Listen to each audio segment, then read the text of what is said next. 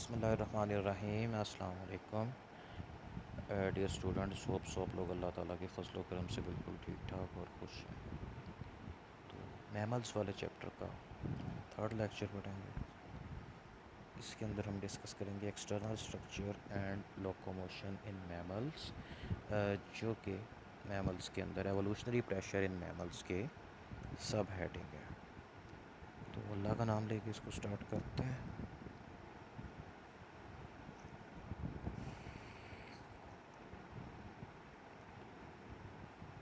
Mammals की जो skin होती है बाकी वर्टिब्रेट्स के बरक्स लेयर्स पे मुश्तमिल होती है। ऊपर वाली जो लेयर होती है उसको एपिडर्मिस कहते हैं और उसके नीचे वाली लेयर को डर्मिस कहते हैं। तो इसका काम होता है मैमल्स को मैकेनिकल इंजरी से यानी कि चोट वगैरह से बचाना, माइक्रो ऑर्गेनिज्म की एंट्री से बचाना, क्योंकि जब तक स्किन सही सलामत है ना, इसके ऊपर कोई ज़ख़म नहीं है और कोई कट वगैरह नहीं है, तो स्किन में सुराख करके या वैसे कैसे इसी तरह से बैक्टीरिया वायरस वगैरह हमारी स्किन के अंदर नहीं जा सकते। इसके अलावा ये सन की अल्ट्रावायलेट रेडिएशन से भी प्रोटेक्ट करती है। इसके अलावा स्किन हमारी बॉडी का सरफेस एरिया के हिसाब से या किसी भी मैमल की बॉडी का सरफेस एरिया के हिसाब से सबसे बड़ा ऑर्गन होता है। और ये temperature regulation, sensitive perception, excretion यानी कि स्वेट की फॉर्म में एक्सक्रीशन और वाटर रेगुलेशन के अंदर बड़ा इंपॉर्टेंट रोल प्ले करती है। उसके बाद आते हैं हेयर। हेयर मैमल का करेक्टर है, क्योंकि पिछले जितने ग्रुप्स हैं उनके अंदर हेयर नहीं होते। हेयर मैमल्स के अंदर ही होते हैं। फिश, एम्फीबियन या रेप्टाइल वगैरह के बाल नहीं होते। तो ये स्किन के एपिडर्मल डेरिवेटिव्स के अंदर आते हैं। ये केराटिनाइज स्ट्रक्चर है। केराटिन एक तरह का सख्त वाला प्रोटीन होता है जिससे ये बाल बनते हैं। और एपिडर्मस के अंदर छोटे छोटे मतलब के खाने बने होते हैं या छोटे छोटे होल्स बने होते हैं, उनको फॉलिकल्स कहा जाता है। तो बाल जो उसके जो मतलब के जितने भी फॉलिकल्स हैं ना, ये समझें आप ऐसे एक थैली की तरह का स्ट्रक्चर होता है। ये आप लोगों ने ना छोटी क्लासों के अंदर पढ़ा हुआ है। तो एक फॉलिकल के अंदर से बाल उगते हैं और जहाँ पे बाल की रूट्स होती हैं वहाँ पे इसको फूड, नरिशमेंट और ग्रोथ के लिए मटेरियल प्रोवाइड किए जाते हैं। और हर बाल के साथ उसकी बेस के ऊपर नर्व एंडिंग्स भी अटैच होती हैं। इसी वजह से बालों को जब खींचा जाता है तो दर्द होता है। तो किसी भी मैमल के ऊपर जो हेयर की कवरिंग होती है उसको पीलेज कहा जाता है। तो बालों को दो टाइप्स के अंदर डिवाइड किया जाता है। एक तो लंबे वाले बाल होते हैं, ये थोड़े सख्त भी होते हैं, इनको गार्ड हेयर कहा जाता है। और एक लंबाई में छोटे, कंपैरेटिवली बारीक और नरम वाले हेयर होते हैं जो स्किन के बिल्कुल साथ होते हैं, इनको इंसुलेटिंग अंडर हेयर्स कहा जाता है। तो ये मैमल्स के अंदर मतलब वो जानवर जो फार वाले जानवर होते हैं, जात वाले जानवर, उनके अंदर ऐसे होते हैं, इंसान के अंदर ऐसे नहीं होते। तो हेयर जो बनते हैं ये डेड सेल से मिलके बनते हैं, इसलिए इनको पीरियोडिकली मोल्ट करना पड़ता है। मतलब कि बाल पुराने वाले गिर जाते हैं, उनकी जगह पे नए बाल निकल आते हैं। तो कुछ मैमल जिस तरह से इंसान हैं, इनके अंदर जो हेयर मोल्टिंग है ये ग्रेजुअल प्रोसेस होता है। मतलब कि हमारे बाल डेली बेस पे 2 4 5 10 करके गिरते रहते हैं और उनकी जगह पे नए बाल निकलते रहते हैं। लेकिन कुछ मैमल्स के अंदर ये सीज़नल होता है, यानी कि सीज़न के अंदर आके एकदम से उनके बाल गिरना शुरू हो जाते हैं। और इवन कुछ एनिमल्स के अंदर, ये जो ठंडे इलाके की कैट्स होती हैं, इनके अंदर भी जब गर्मियाँ आती हैं तो इनके जो सर्दियों वाले बाल हैं वो पैचेस की फॉर्म में, मतलब बड़े बड़े टुकड़ों की फॉर्म में उतरना शुरू हो जाते हैं। तो उसको फिर मतलब कि नोटिस किया जाता है, क्योंकि बाल बड़ी स्पीड में उतर रहे होते हैं। तो वो एनिमल्स यानी कि वो वाले मैमल्स जो कि ठंडे इलाकों के अंदर रहते हैं, जहाँ पे सर्दियों का मौसम लंबा होता है और बड़ा हार्श होता है, मतलब उसमें बर्फ़ वगैरह पड़ती है और टेम्परेचर 0 से नीचे चला जाता है, उन इलाकों में रहने वाले मैमल्स जब मौसम ख़ज़ां आता है यानी कि फ़ॉल सीज़न, तो तब वो अपने हेयर की मोल्टिंग करते हैं। यानी कि उनके गर्मियों वाले जो बारीक हेयर हैं, छोटे वाले हैं, वो गिर जाते हैं। उसकी जगह पे इनके ऊपर सर्दियों के लिए मोटे थिक हेयर आ जाते हैं, जो कि इनकी बॉडी को अच्छी तरह से इंसुलेट करके रखते हैं। और अक्सर एनिमल्स के अंदर जो सर्दियों वाले हेयर हैं इनका कलर और होता है, गर्मियों वाले हेयर का कलर और होता है। और इसके अंदर कुछ एग्जांपल्स मैं अभी आपके साथ शेयर करूंगा। इसमें कैट की एक ब्रीड होती है, उसको सियामीज़ कैट कहा जाता है। उसकी सारी बॉडी के जो हेयर होते हैं वो ऑफ वाइट कलर के होते हैं, लेकिन उसका फेस, उसकी टेल और उसकी जो टांगें होती हैं वो ब्लैक कलर की होती हैं। इसके पीछे रीज़न ये है क्योंकि ठंडे इलाकों का जानवर है और सर्दियों के अंदर जो टम्परेचर है वो काफ़ी नीचे चला जाता है। तो बॉडी के वो वाले हिस्से जो बॉडी के कोर यानी कि सेंटर से दूर हैं, जिस तरह से बिल्ली का सर है, उसकी टेल और उसकी टांगें हैं, और इनके ऊपर कोई मतलब कि बहुत ज़्यादा चर्बी वगैरह की लेयर भी नहीं होती, इस वजह से इनके अंदर इंसुलेशन पुअर होती है। तो इन हिस्सों का कलर डार्क होता है, क्योंकि जो चीज़ डार्क कलर की है वो ज़्यादा लाइट या हीट अपनी तरफ को खींचेगी। तो मैक्सिमम हीट इकट्ठी करने के लिए इनकी बॉडी के ज़रा दूर वाले हिस्से हैं ये ब्लैक कलर के होते हैं। और गर्मियों के अंदर जब गर्मी आती है तो इसके बाल गिर जाते हैं, इसकी टांगें, टेल और इसके फेस का कलर बिल्कुल हल्का हो जाता है। और इसी कैट को अगर डोमेस्टिकेटेड इन्वायरमेंट में रखें, मतलब कि सर्दियों में हीटर वगैरह लगा के रखें, तो फिर सर्दियों के अंदर भी इसकी टांगें और इसके जो टेल और इसके फेस का कलर है वो काला नहीं होता, वो मतलब कि लाइट कलर ही रहता है। तो सियामीज़ कैट आप लोगों ने देखी होगी, इसकी पिक्चर भी मैं लेक्चर के साथ आपको शेयर कर दूँगा। इसी तरह से कई रैबिट्स के अंदर भी ऐसे ही होता है, जो कि ठंडे इलाकों के रैबिट्स हैं। तो सर्दियों में बाकी उनके फीतर्स सॉरी हेयर वाइट हो जाते हैं, लेकिन उनकी टांगें, उनकी टेल, उनके कान जो होते हैं ये ब्लैक कलर के हो जाते हैं, क्योंकि यहाँ पे ठंड ज़्यादा लगती है। मैक्सिमम हीट एब्जॉर्ब करने के लिए इस जगह का कलर गहरा हो जाता है। यहाँ पे एग्जांपल दी गई है आर्कटिक फॉक्स यानी कि बर्फ़ानी लोमड़ी की।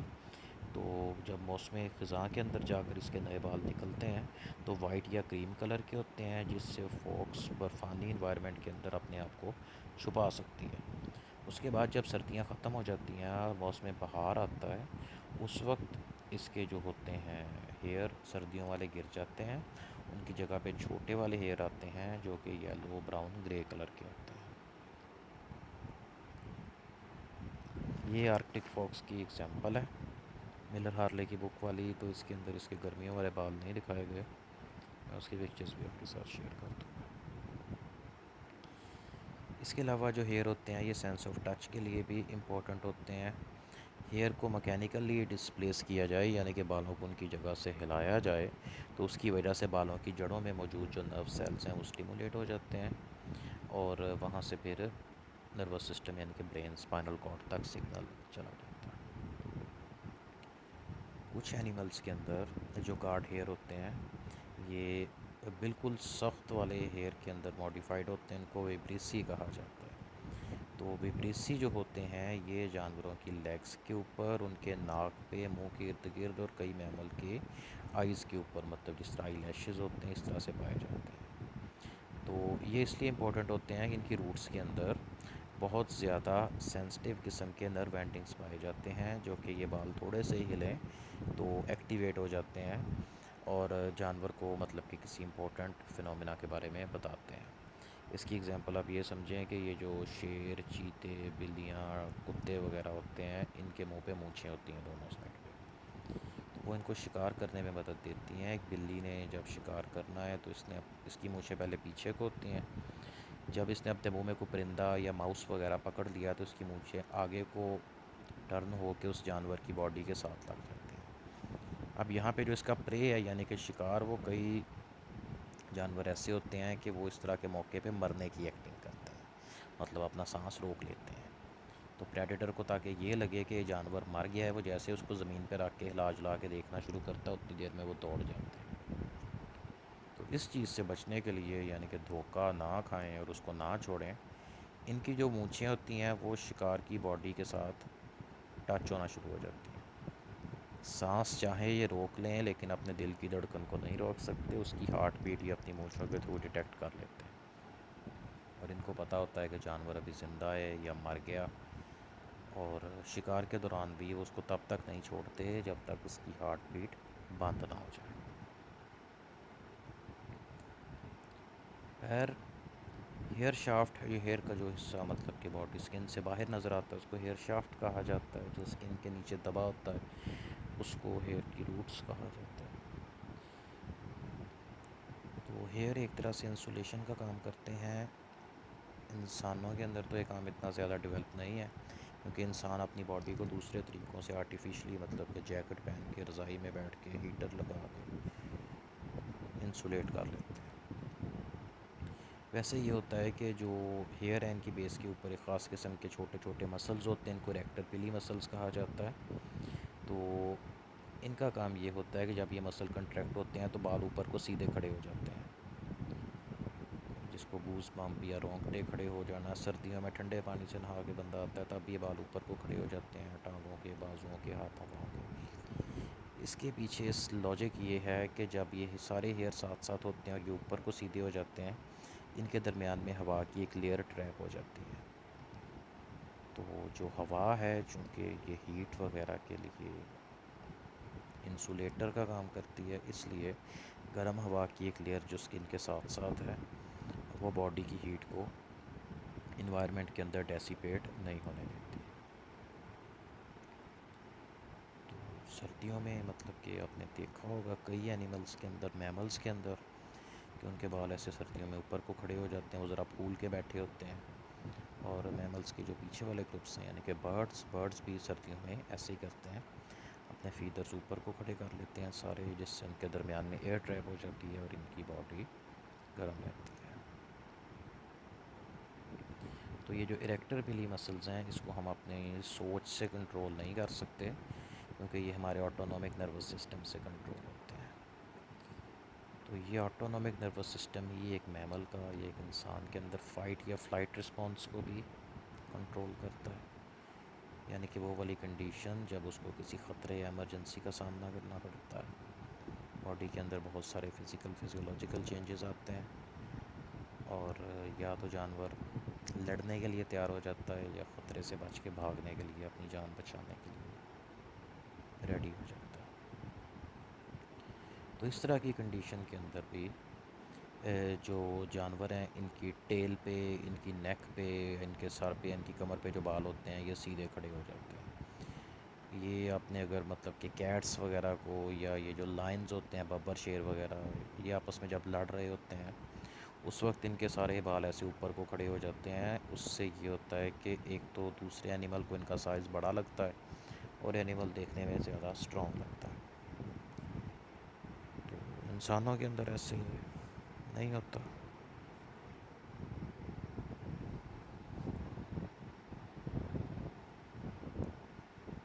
उसके बाद है हेयर कलर। हेयर कलर इस चीज़ पे डिपेंड करता है कि हेयर के अंदर मेलानिन की क्वांटिटी कितनी। मेलानिन एक प्रोटीन होता है जिसका कलर ब्राउन होता है, लेकिन इसका कलर अगर ज़्यादा होता जाएगा तो मतलब कि मेलानिन की क्वांटिटी अगर बहुत ज़्यादा हो जाएगी तो फिर इसका कलर डार्क ब्राउन और फिर ब्लैक हो जाएगा।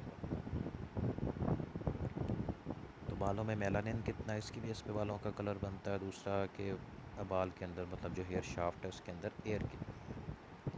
मोस्टली जो मैमल्स होते हैं इनके बालों का कलर मतलब कि पूरी बॉडी के ऊपर जो इनके फर की कवरिंग है ये ऊपर वाली साइड से यानी कि कमर वाली साइड से डार्क कलर की होती है, और नीचे वाली साइड से यानी कि पेट वाली साइड से हल्के कलर की होती है।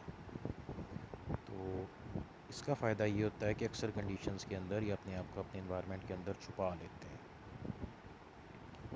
और कुछ मैमल्स ऐसे होते हैं कि जिनके ऊपर जो हेयर हैं वो बड़े कंट्रास्टिंग पैटर्न्स के अंदर होते हैं। इसके अंदर स्कंक की एग्जांपल है। गुलैरी की तरह का एक जानवर होता है जिस पे काले और सफ़ेद बालों की पट्टियाँ होती हैं, ज़ेब्रे की तरह की। तो ये वार्निंग के लिए होती हैं, क्योंकि इस जानवर को अगर मतलब कि पकड़ने की कोशिश की जाए, इसको पास जाके छेड़ा जाए, तो ये अपनी बॉडी से एक केमिकल रिलीज़ करता है जिसकी बहुत बुरी स्मेल होती है। और वो केमिकल ना मतलब कि इंजन ऑयल की तरह का, गाढ़े से तेल की तरह का होता है, और अगर वो हाथों पे या बॉडी पे लग जाए तो 3-4 दिन उसकी स्मेल नहीं जाती। इसलिए कोई भी जानवर या इंसान जो एक दफ़ा स्कंक को छेड़ने की मतलब गलती करता है, बाद में सारी ज़िंदगी के लिए तौबा कर लेता है। उसके बाद कई बड़े मैमल्स के अंदर जो गर्म इलाके में रहने वाले ख़ास तौर पे मैमल्स हैं, उनके ऊपर जो हेयर की कवरिंग है वो कम होती है। इसके अंदर एलिफेंट की एग्जांपल है, एलिफेंट के ऊपर बहुत कम बाल होते हैं। और हिप्पोपोटेमस यानी कि जो दरियाई घोड़ा होता है उसकी एग्जांपल, इसके ऊपर भी बाल तकरीबन नहीं होते। कुछ एक्वेटिक मैमल जिस तरह वेल डॉल्फिन वगैरह, इनके ऊपर भी बाल नहीं होते इस चीज़ को कंपनसेट करने के लिए, क्योंकि अगर बाल नहीं है तो इंसुलेशन नहीं होगी। इनके ऊपर फ़ैट्स की कवरिंग होती है, एक स्पेसिफिक टाइप का फ़ैट होता है जिसको ब्लबर कहा जाता है। उसकी कई इंच मोटी तय होती है, बड़े एनिमल्स के अंदर वो तय कई फुट मोटी होती है। तो कुछ छोटे साइज़ के मैमल जिसके अंदर नेकेड मोल रैट्स हैं, ये छछूंदर की तरह का, मतलब चूहे की तरह का एक जानवर होता है, इसके ऊपर भी हेयर की कवरिंग नहीं होती। उसको इंसुलेशन का इसलिए सामना नहीं करना पड़ता मसले का किसी का, क्योंकि ये अंडरग्राउंड रहता है एक ही तरह के इन्वायरमेंट के अंदर। इसके अलावा जितने भी एमनियोट्स हैं यानी कि रेप्टाइल्स, बर्ड्स, मैमल्स, तकरीबन सभी के अंदर क्लॉज यानी कि उंगलियों के आगे नाखून, पंजे प्रेजेंट होते हैं। उसको चलने के लिए, ऑफेंस एंड डिफेंस के लिए यानी कि लड़ने के लिए और अपने आप के बचाव के लिए यूज़ करते हैं। इनके जो क्लॉज होते हैं ये भी केराटिन से बनते हैं, मतलब जो उंगलियों की हड्डियाँ होती हैं उनके ऊपर केराटिन की एक कवरिंग होती है। और कुछ मैमल्स के अंदर ये आगे बढ़ के या तो नेल्स की शक्ल, नाखूनों की शक्ल के अंदर होते हैं, या इनकी वजह से हूव्स यानी कि जानवरों के खुर बनते हैं। अच्छा, अब जो ये आपके सामने पिक्चर, इसमें 3 एग्जांपल्स दी गई हैं। सबसे ऊपर वाली जो पिक्चर है ये वाली, ये क्लॉज की है। ये मतलब नीचे से कैसा नज़र आएगा और ये साइड से कैसा नज़र आएगा। तो क्लॉज के अंदर जो नेल्स होते हैं ये फ्लैट होते हैं, और ये पाए जाते हैं प्राइमेट्स वगैरह के अंदर, या जो कैट्स और डॉग्स हैं उनके अंदर होते हैं। तो ये वाले हिस्से की बात हो रही है। ये अंदर बोन्स दिखाई गई हैं, ये मसल्स हैं, ब्राउन वाली स्किन है, और ये इनके क्लॉज यानी कि पंजे, जो मतलब के लंबे लंबे नाखून होते हैं जिस तरह कैट्स और डॉग्स के हैं। डॉग्स के अंदर वो फिट होते हैं, एक ही जगह पे रहते हैं, लेकिन कैट्स ज़रूरत पड़ने पे उनको अपनी स्किन के अंदर भी कर लेती हैं और उसको अपनी स्किन से बाहर भी निकाल लेती हैं। छोटी कैट्स, और जो भाई इनको बिग कैट्स कहा जाता है, यानी कि टाइगर, चीते, शेर, जेगुआर, कूगर वगैरह, इस तरह के जानवर भी ये कर लेते हैं, यानी कि ज़रूरत पड़ने पे इनको बाहर निकाल देते हैं। उसके बाद ये जो दूसरी वाली एग्जांपल है यानी कि दरमियान वाली, ये वाली, ये फिंगर नीचे से ऐसे है, साइड से ऐसे नज़र आते हैं। इस तरह के नाखून इंसान के अंदर यानी कि हमारे अंदर होते हैं, जो हमारे क्लोज़ रिलेटिव हैं, जिस तरह से प्राइमेट्स हैं, एप्स, मंकीज़ वगैरह, इनके अंदर होते हैं। तो ये स्किन की कवरिंग है, ये अंदर बोन है, ये मतलब कि फिंगर का गोश्त है, और उसके ऊपर ये ब्लूइश कलर के अंदर नेल यानी कि नाखून है जो कि फ्लैट होते हैं। और जो तीसरी वाली एग्जांपल है नीचे वाली, ये हूफ की एग्जांपल, जिसको खोर कहा जाता है। तो ये गाय, भैंस, बकरी, हिरन, घोड़े, गधे, इनके अंदर ये इस तरह से पाए जाते हैं, यानी कि इनकी जो पूरा इनका पाँव होता है, हाथ में 5 उंगलियां होती हैं, 5 के अंदर से एक उंगली, जिसको फर्स्ट डिजिट कहते हैं, हमारी पहले वाली उंगली होती है ना, जिसको शहादत वाली उंगली कहते हैं, इनके अंदर ये जो फर्स्ट फिंगर होती है ये आगे को बढ़ के इनका ये वाला पाँव का खोर बनाती है। बाकी 4 फिंगर्स इनकी रिड्यूस्ड होती हैं। तो ये एक ही फिंगर का नाखून है, जिस तरह हमारे अंदर ये इस तरह से ऐसे कर्व नज़र आ रहा है, इनके अंदर चूँकि इनके पाँव बड़े होते हैं, इस तरह से ये ऐसे कर्व नज़र आता है। तो ये इसका साइड व्यू है, ये इसका बॉटम व्यू है, और ये इसकी जो मतलब कि आउटर और इनर रीजन है जो डार्क ब्लू है, इसको ओंग्विस कहा जाता है, आउटर रीजन है। और जो स्काई ब्लू शेड में दिखाया गया सब इंग्विस है, ये नीचे वाला रीजन होता है। तो ये थोड़ा सॉफ्ट और डेलिकेट होता है, बाहर वाला सख्त होता है।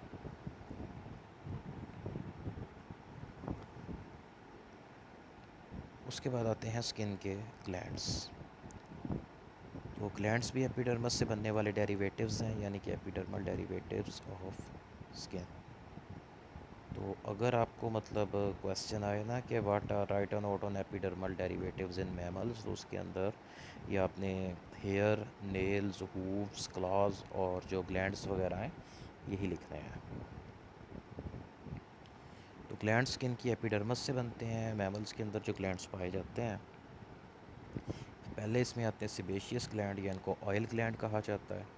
ये हेयर के फॉलिकल्स के साथ मतलब पाए जाते हैं, और फेस वगैरह की स्किन जहाँ पे मतलब हेयर नहीं होते या बिल्कुल बारीक गैर नुमाया किस्म के छोटे छोटे हेयर होते हैं, ये उनकी जड़ों के साथ भी पाए जाते हैं। यहाँ से एक ऑयली सेक्रीशन प्रोड्यूस होती है। इसका काम ये होता है कि स्किन को और हेयर को लुब्रिकेट करना, जिससे वो सॉफ्ट और चमकदार रहें, और उनको एक तरह से वाटर प्रूफ रखना, ताकि जो इन्वायरमेंटल और वेदर के इफ़ेक्ट्स हैं उनका ज़्यादा असर ना हो। तो कुछ मैमल्स के अंदर सुडोरीफेरस ग्लैंड्स भी पाए जाते हैं, जिनको स्वेट ग्लैंड कहा जाता है। तो ये दो तरह के होते हैं, छोटे साइज़ वाले और बड़े वाले। तो जो छोटे सुडोरीफेरस ग्लैंड्स होते हैं इनको एक्राइन ग्लैंड्स कहते हैं। ये वाटरी सेक्रीशन यानी कि वाटर ही रिलीज़ करते हैं, जिससे स्किन गीली हो जाती है, और जब वो वाटर स्किन से वेपोरेट होता है तो स्किन का टेम्परेचर कम हो जाता है। इसको वेपोरेटिव कूलिंग कहा जाता है। जो बड़े साइज़ के सुडोरीफेरस ग्लैंड्स होते हैं उनको एपोक्राइन ग्लैंड्स कहते हैं, यानी कि इस तरह के ग्लैंड्स जो कि एक छोटी सी ट्यूब के ज़रिए अपनी सेक्रीशन को बॉडी से बाहर निकाल देते हैं। तो ये एक तरह से एक्सक्रीटरी फंक्शन परफॉर्म करते हैं, और इनके अंदर से जो सेक्रीशन पैदा होती है इसमें वाटर, डिफरेंट किस्म के साल्ट्स और यूरिया होता है। इसके अलावा बॉडी में बहुत सारी चीज़ें ऐसी भी होती हैं जो कि मेटाबॉलिज्म के अंदर बाय प्रोडक्ट्स के तौर पे बनती हैं, और उनमें से काफ़ी सारी चीज़ों को यहीं पे स्वेट ग्लैंड यानी कि पसीने के साथ ही बॉडी से एक्सक्रीट कर दिया जाता है। इसकी एग्जांपल ये है कि बहुत सारी मेडिसिन ऐसी होती हैं जो ज़रा हाई पोटेंसी किस्म की होती हैं, और हर मेडिसिन की एक हाफ़ लाइफ होती है, यानी कि मेडिसिन बॉडी के अंदर कितनी देर तक रहेगी और उसके बाद बॉडी से चली जाएगी। और एग्जांपल हम कहते हैं कि एक मेडिसिन खाई और 10 घंटे के बाद बॉडी के अंदर से वो कम्प्लीटली रिमूव हो जाएगी। इसका मतलब उसकी हाफ़ लाइफ 10 साल है, सॉरी 10 घंटे है। तो हर मेडिसिन की अलग-अलग होती है। इसी तरह से अब ये जो कुछ इस तरह की मेडिसिन हैं, इनको जब मतलब कि लिवर हमारा ब्रेक डाउन करता है, मेडिसिन ने तो अपना काम कर दिया, यानी कि किसी रिएक्शन को स्टार्ट कर दिया या किसी पाथवे को ओपन कर दिया या क्लोज़ कर दिया। उसके बाद जब उसका काम कंप्लीट हो गया तो फिर जो हमारा लिवर होता है उसको बॉडी से रिमूव करने के लिए उसको एक फॉर्म से दूसरी फॉर्म के अंदर कन्वर्ट करता है, और उसकी फिर जो एक्सक्रीटेबल फॉर्म होती है उसको पसीने के साथ बॉडी से एक्सक्रीट कर दिया जाता है, ताकि वो भी पसीने में मिक्स होकर एवेपोरेट हो जाए। तो इसका रिज़ल्ट अक्सर ये निकलता है कि बाज़ औक़ात जब बंदा स्ट्रॉन्ग किस्म की मेडिसिन ले रहा होता है, तो जिस तरह की स्मेल उन टैबलेट्स या सिरप या कैप्सूल के अंदर से आती है, बंदे की अपनी बॉडी से और बंदे के पसीने से भी वही मेडिसिन की स्मेल आने लग जाती है, क्योंकि उस मेडिसिन को फिर स्वेट ग्लैंड्स के ज़रिए रिमूव किया जाता है।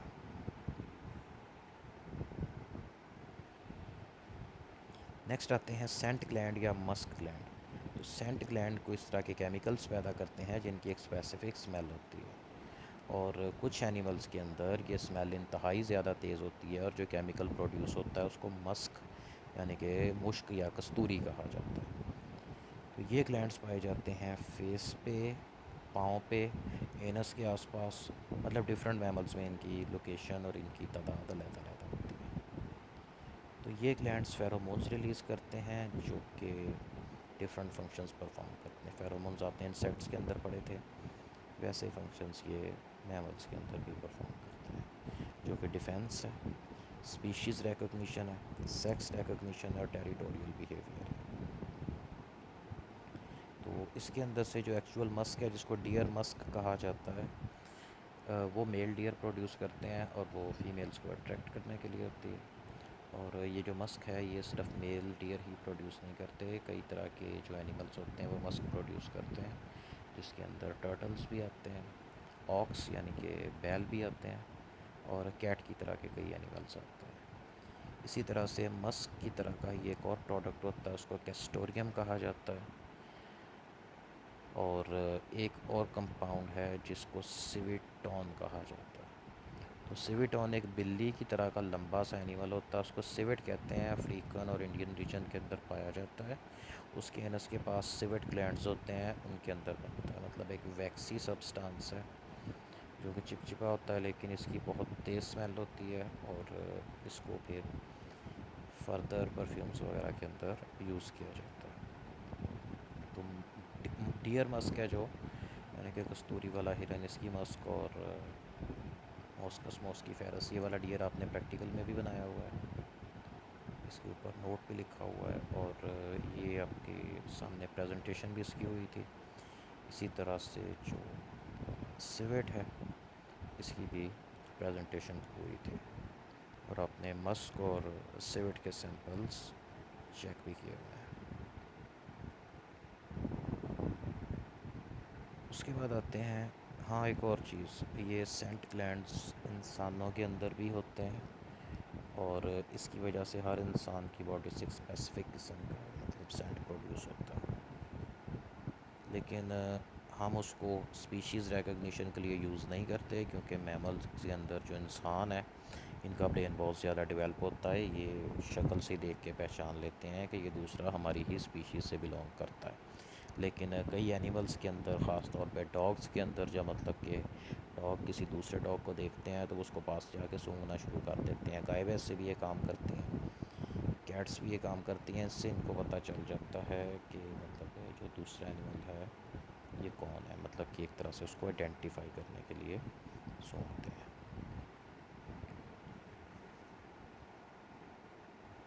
उसके बाद ये जो टेरिटोरियल बिहेवियर है ना, अपने इलाके को मार्क करना,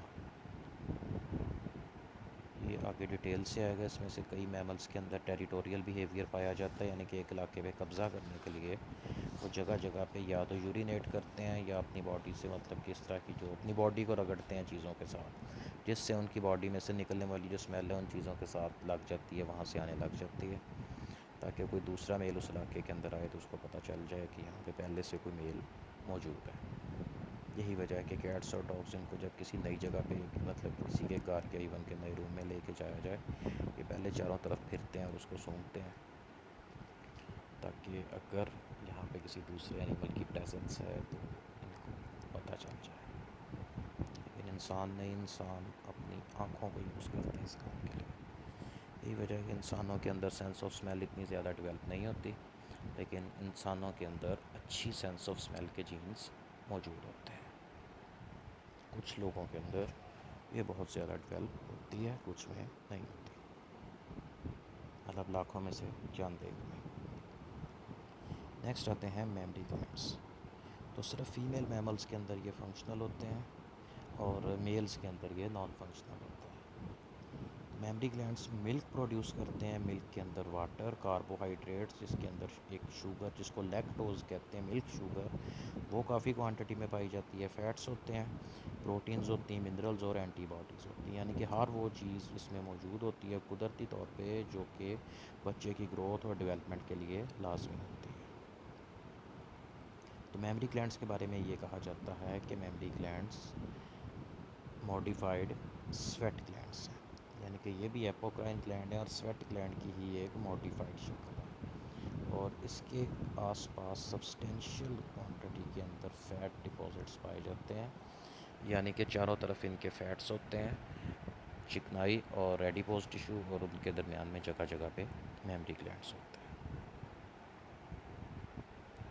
तो जो मोनोट्रीम्स हैं, यानी कि डार्क बिल्ड प्लेटिपस वगैरह, इनके मेमरी ग्लैंड्स के ऊपर निपल्स नहीं होते। तो इन एनिमल्स में ऐसे होता है कि इनकी स्किन जो है, पेट की स्किन है, वहाँ पे मिल्क के ड्रॉपलेट्स अपीयर होते हैं, जिस तरह से मतलब कि हाथ की स्किन के ऊपर पसीना आता है ना, कि खुद ही पानी के ड्रॉपलेट्स अपीयर हो जाते हैं। इसी तरह से इनकी पेट की स्किन के ऊपर मिल्क के ड्रॉपलेट्स अपीयर हो जाते हैं, जिससे उसको छोटे बच्चे ऊपर से चाट लेते हैं। बाकी मैमल्स के अंदर जो मेमरी ग्लैंड की ओपनिंग्स हैं, वहाँ पे निपल्स या टीट्स, यानी कि थन होते हैं, जिस तरह से गाय, भैंस, बकरी के होते हैं, जहाँ से बच्चे दूध पीते हैं। तो ये दो मेमेलियन ग्रुप्स की एग्जांपल दी गई है। टॉप के ऊपर ह्यूमन बीइंग है और बॉटम के ऊपर काऊ की एग्जांपल है। तो इसके अंदर जो येलोइश कलर से दिखाया गया ये एडिपोज टिश्यू यानी कि फ़ैट्स हैं।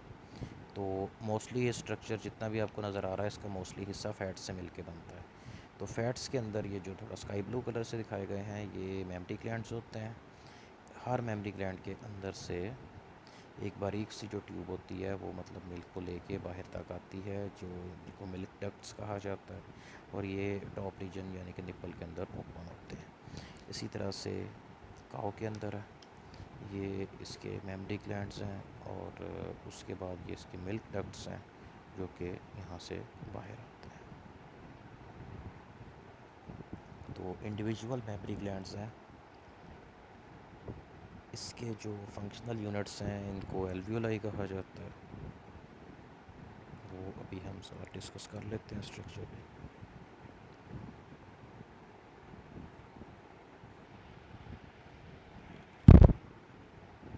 तो इस चीज़ की हम बात कर रहे थे। तो मेमरी ग्लैंड्स का क्रॉस सेक्शन है जिसके अंदर ये पेक्टोरल मसल्स हैं जो कि चेस्ट के मसल्स होते हैं। जितना भी ये येलोइश कलर का रीजन नज़र आ रहा है ये सारे के सारे फैट्स हैं यानी कि एडिपोज टिश्यू हैं। और ये वाले जो अंदर नज़र आ रहे हैं ग्रेप लाइक क्लस्टर्स ये मेमरी ग्लैंड्स हैं। अब इस रीजन को बड़ा करके देखा जाए तो ये इसका इस तरह से स्ट्रक्चर होता है, और इसके अंदर जो इंडिविजुअल ये गोल गोल यूनिट्स नज़र आ रहे हैं इनको एल्वियोलाई कहा जाता है। इनका नाम एल्वियोलाई इसलिए है क्योंकि लंग्स के अंदर मौजूद ग्रेप लाइक क्लस्टर जो कि लंग्स के फंक्शनल यूनिट होते हैं वो भी इसी शेप के होते हैं, उनको भी एल्वियोलाई कहा जाता है, इनको भी एल्वियोलाई कहा जाता है, यानी कि एल्वियोलाई मेमरी ग्लैंड्स के फंक्शनल यूनिट्स हैं। और इनके अंदर से ये मतलब कि एक राउंड सर्कल को अगर ओपन करके देखा जाए तो ये इस तरह से नज़र आता है। इसके अंदर मायो एपिथेलियल सेल्स हैं बाहर, यानी कि जो मसल्स की कवरिंग है। ये इसके अंदर जो बॉक्स की शेप के सेल नज़र आ रहे हैं ये मिल्क सेक्रीट करने वाले एपिथेलियल सेल्स हैं, और ये जो छोटे छोटे ड्रॉपलेट्स नज़र आ रहे हैं ये मिल्क के ड्रॉपलेट्स हैं। तो हर एल्वियोलाई के अंदर जो मिल्क प्रोड्यूस होता है ये डक्ट्यूल यानी कि एक छोटी सी ट्यूब के ज़रिए यहाँ से बाहर जाता है। सारी ट्यूब्स आपस में मिलकर बड़ी ट्यूब्स बनती हैं, वो आपस में मिलकर उससे बड़ी ट्यूब्स बनती हैं, और ये सारे का सारा निपल से बाहर एक्सक्रीट हो जाता है। तो ये सारा काम हार्मोनल कंट्रोल से होता है। मिल्क बनाने वाले हार्मोन को प्रोलैक्टिन कहते हैं, और वो हार्मोन जिसकी वजह से मिल्क बॉडी से बाहर एक्सक्रीट होता है उसकी वजह से उसको ऑक्सीटोसिन कहा जाता है। तो प्रोलैक्टिन और ऑक्सीटोसिन ये दो हार्मोन्स लैक्टेशन यानी कि production and ejaculation of milk के लिए लाजमी होते हैं। तो ये external structures skin, hair, nails, claws और ग्लैंड्स भी स्किन के डेरिवेटिव्स होते हैं। तो ये मैमल्स के अंदर सारे ये पाए जाते हैं। इससे रिलेटेड अगर आप लोगों का कोई क्वेश्चन है तो आप लोग पूछ सकते हैं, बाकी इंशाल्लाह हम कल करेंगे। Thank you very much and अल्लाह हाफिज़।